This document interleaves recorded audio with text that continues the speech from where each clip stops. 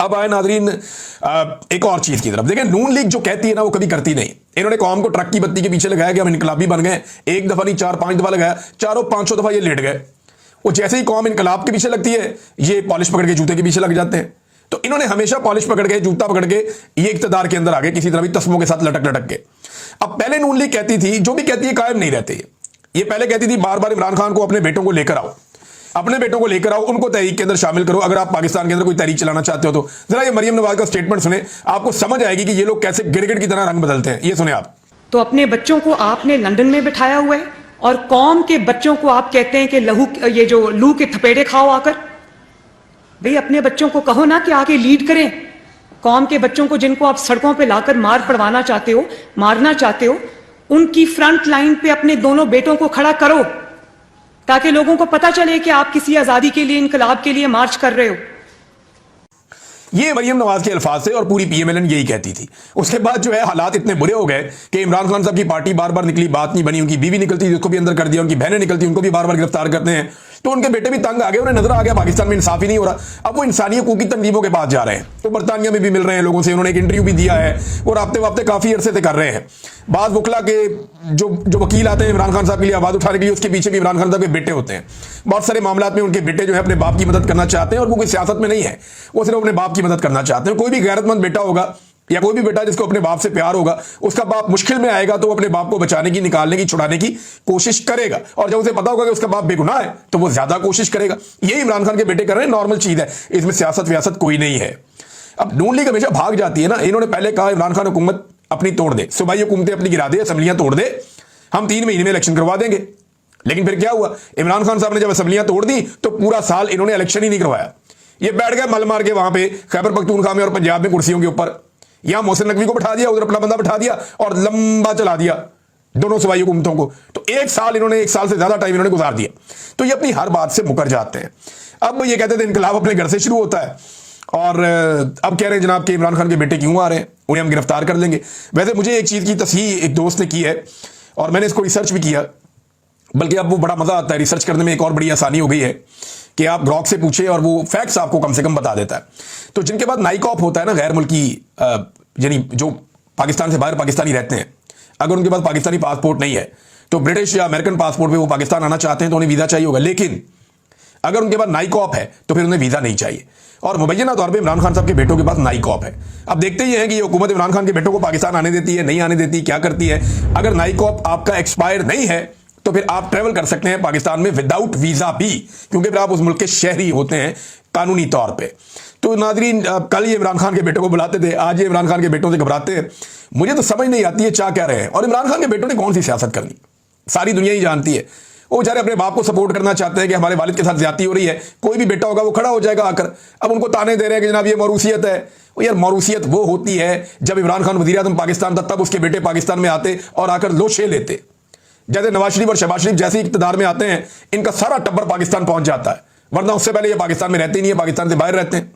ये बड़ी बड़ी रवायती सियासी जमातें हैं, इनके बच्चे बाहर ही रहते हैं पाकिस्तान से, लेकिन जैसे ही इक़्तिदार में आते हैं पाकिस्तान पहुंच जाते हैं फौरन, लोशे लेने के लिए, मजे लेने के लिए, एंजॉय करने के लिए। इक़्तिदार, प्रोटोकॉल, ये वो सब कुछ। ये मरियम नवाज के बच्चे, बाकी सारे बच्चे इधर उधर लटरम पटरम, ये पाकिस्तान से बाहर सारे रहते थे। ये पाकिस्तान कब आए? जब इन्होंने इक़्तिदार के मजे लेने थे। तो जब ये इक़्तिदार में आ जाते हैं तो सारे पाकिस्तान में आ जाते हैं, उससे पहले ये पाकिस्तान से बाहर ही रहते हैं। अब इमरान खान साहब के बेटे जो हैं उनकी ख्वाहिश के मुताबिक नून लीग की, जब उन्होंने कहा कि हम पाकिस्तान आएंगे तो अब इनके 14वां तबक रोशन रहेगा, जी वो क्यों आएंगे? हालांकि उनके आने से मुझे नहीं लगता कि कोई बहुत बड़ा फर्क तब तक नहीं पड़ेगा जब तक अवाम नहीं निकलेगी। अवाम निकलेगी तो फर्क पड़ेगा, वरना नहीं पड़ेगा। लेकिन जरा खुल के बात कर लेते हैं पाकिस्तानियों के साथ, और मैं पाकिस्तानियों से डायरेक्टली मुखातिब हूं, मैं खुलकर बात कर रहा हूं। यानी मैं ये कोई उला रखना ही नहीं चाहता कि मुझे कोई बैलेंस करना है या मुझे कोई अपना फलां चीज देखनी है या मैं इससे आगे बात कर सकता हूं या नहीं कर सकता। आपके साथ मैं पाकिस्तानियों के साथ खुलकर बात करता हूं। आप अपने दिल से पूछें इमरान खान जेल में क्यों है? क्या वो वजीर आजम बनने के लिए जेल में है? भाई वजीर आजम बनने के तो बड़े आसान रास्ते हैं। वो एस्टेब्लिशमेंट के साथ डील कर ले, वजीर आजम बन जाएगा। करना क्या होगा? सिर्फ एस्टेब्लिशमेंट को बुरा भला कहना छोड़ना होगा, जेल से बाहर आकर कुछ अर्सा चुप रहना होगा, और उसके बाद जब इलेक्शन मिले तो अच्छे बच्चों की तरह इलेक्शन लड़ना होगा, एस्टेब्लिशमेंट के लिए रूम क्रिएट करना होगा, पॉपुलर तो वो है उसको वजीर आजम बना देंगे, वजीर आजम पाकिस्तान बन जाएगा। बड़ा आसान फार्मूला है। वो रास्ता मरियम नवाज ने कहा था ना मुझे अच्छे से आता है। लेकिन इमरान खान उस रास्ते पे जा क्यों नहीं रहा?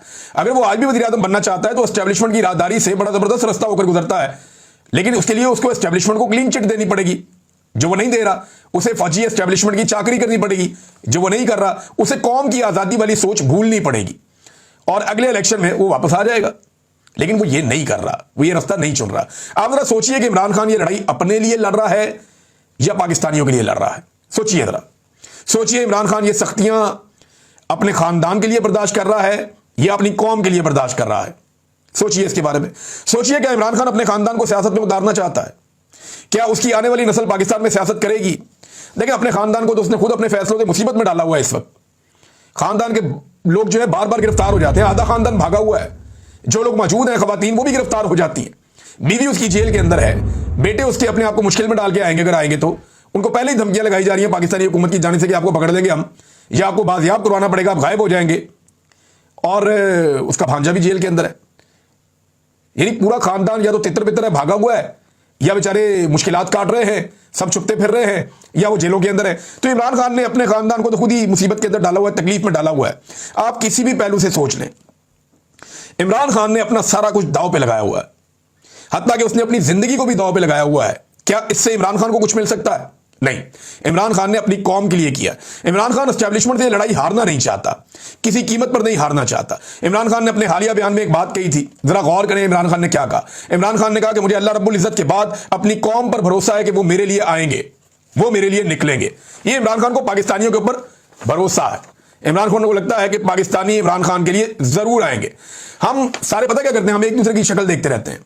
हमें ये लगता है कि मैं घर में बैठ जाऊंगा और मेरे लिए कोई और इनकलाब लेकर आ जाएगा।